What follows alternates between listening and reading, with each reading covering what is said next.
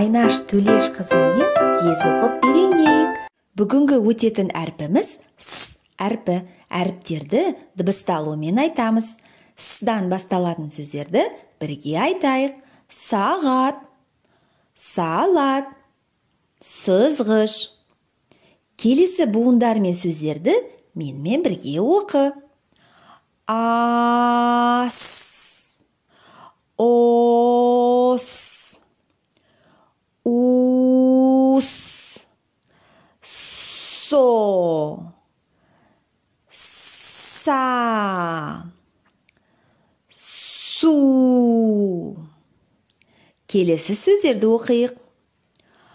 Асар, асу, сату, аса, суат,